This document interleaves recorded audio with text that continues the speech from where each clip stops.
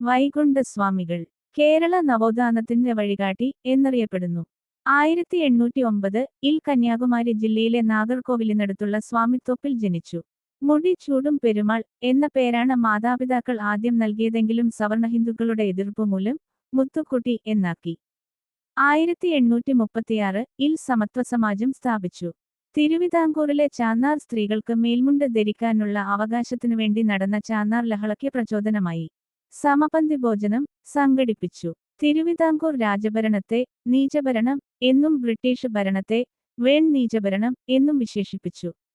അയ്യാവഴി എന്ന ചിന്താപദ്ധതി വികസിപ്പിച്ചു. പിന്നീടത് മതമായി മാറി. അയ്യാവഴി മതത്തിന്റെ ബൈബിൾ എന്നറിയപ്പെടുന്ന പുസ്തകമാണ് അഖിലത്തിരുട്ട് അമ്മാനെ. സർവ്വജാതിമതസ്ഥർക്കും ഉപയോഗിക്കാവുന്ന കിണറുകൾ മുന്തിരിക്കിണർ, സ്വാമിക്കിണർ കുഴിച്ചു.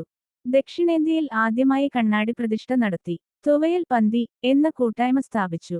വൈകുണ്ഠസ്വാമികൾ രചിച്ച ദാർശനികമായ തമിഴ് കൃതിയാണ് അരുൾനൂൽ.